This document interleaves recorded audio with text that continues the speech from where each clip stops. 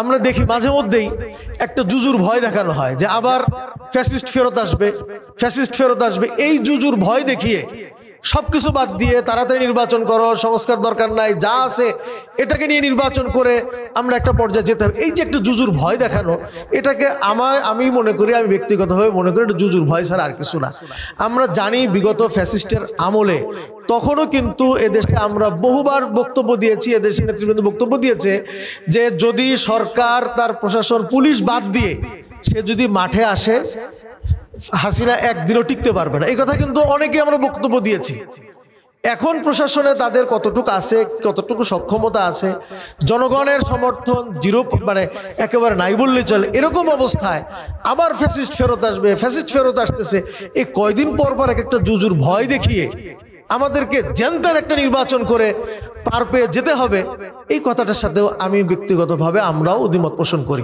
আমরা মনে করি এই সরকার এসেছে এবং যে অভ্যুত্থানের যে আকাঙ্ক্ষা, সেই আকাঙ্ক্ষা অবশ্যই আমাদেরকে বাস্তবায়ন করতে হবে।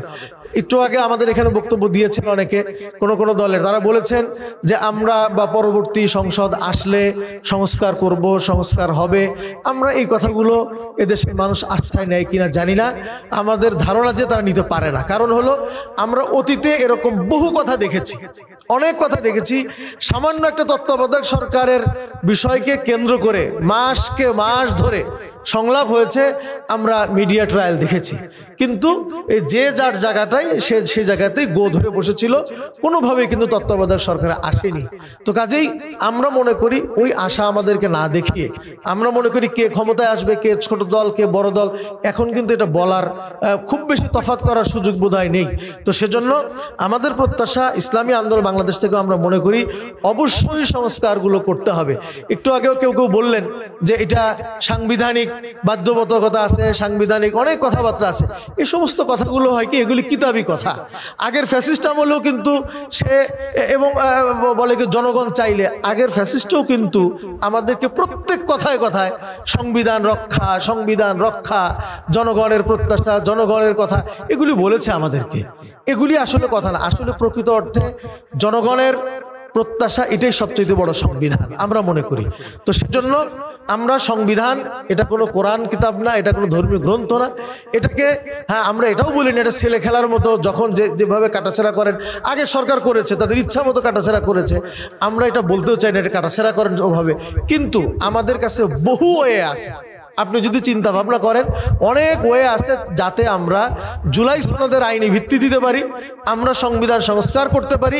এ ব্যাপারে বহু পথ এবং পদ্ধতি আপনাদেরও জানা আছে, আমাদেরও জানা আছে। জেনেও যদি কেউ না জানার ভান ধরেন, এটা কিন্তু এদেশের মানুষ মেনে নিবে, আমার কাছে সেটা মনে হয় না। তো সেজন্য ইসলামী আন্দোলন বাংলাদেশ থেকে আমরা স্পষ্টভাবে বলতে চাই, জুলাই সনদের আইনি ভিত্তি দেন, এরপরে কি বলে সংবিধান সংশোধন এবং প্রয়োজনীয় সংস্কার, যেগুলি কিছুটা আলোচনা হয়েছে, অনেকগুলোকে এখনো হাইড রাখা হয়েছে, পর্দার অন্তরালে রয়ে গেছে, যেগুলি করা দরকার ছিল সেগুলিকেও সামনে এনে সংস্কার করেন এবং একটা সুন্দর লেভেল প্লেইং ফিল্ড তৈরি করে নির্বাচনের জন্য যান।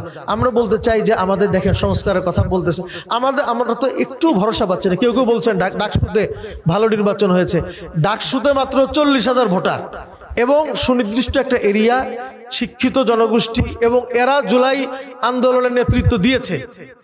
তো এদেরকে আপনি এখানে 2 নম্বরই করবেন, 6 নম্বরই করবেন, এটা অনেক কঠিন কথা। কিন্তু একটু আগে আমার শফিকুল আলম মাসুদ ভাই যে কথাটা বলে গেলেন, প্রান্তিক জনগোষ্ঠী, গ্রামে গঞ্জে, সেই জায়গার জনগোষ্ঠীকে আপনি এত কিছু বলা লাগে না, শুধু টেলিফোন করে একটা হুমকি দিলেই অনেকেরই অনেক কিছু তারা সত্যটা বলতে পারে না। তো সেজন্য আমরা প্রশাসনের যে চিত্র, যেই পুলিশ এখন তার নিজের থানাকে সে সেভ করতে পারে না, একটা থানাকে সেভ করতে পারছে না, যেই পুলিশের সামনে মানুষের অত্যাচার হচ্ছে। আজকেও আপনারা দেখবেন এই কি বলে ফেসবুকের মধ্যে ব্যাপকভাবে এসেছে, ইসলামী আন্দোলন বাংলাদেশের এক কর্মীকে মেরে পিটিয়ে নাস্তানাবুদ করেছে, এবং এখন আমরা মিডিয়াতে যেগুলো দেখছি, এই অবস্থায় যদি আমরা আমাদের কি বলে স্বরাষ্ট্রমন্ত্রী, তিনি স্বরাষ্ট্র উপদেষ্টা স্পষ্ট করে বলতে পারছেন, আমরা দেখতেছিও না যে সে নির্বাচনের আগে প্রশাসনকে কিভাবে ঢেলে সাজাবে, কিভাবে সে সুন্দর করবে, মানুষের আস্থায় নিবে, সেরকম কোনো পদক্ষেপও আমরা দেখতে পাচ্ছি না। 2-1টি কথা যেটা বলছে এটাও ছেলে খেলার মতো। আগে একবার বলেছেন যে প্রশাসন এসে লটারি দিয়ে ওসিডিসি নিয়োগ চেঞ্জ করবে, এটা দিয়ে তো আপনার হবে না।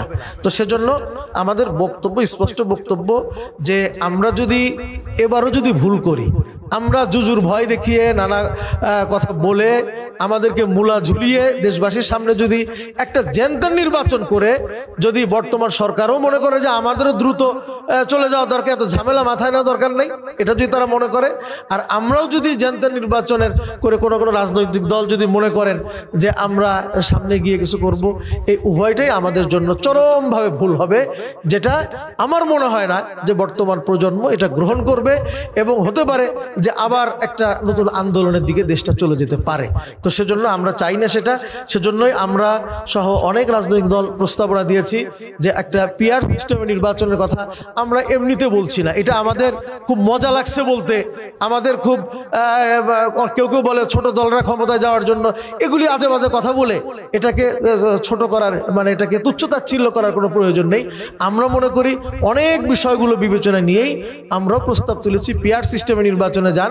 আমরা যতই বলছি ঐক্যমত্য কমিশন এটাকে আলোচ্য সূচিতেই আনতে পারছে না, আমরা জানি না কেন আনতে পারছে না।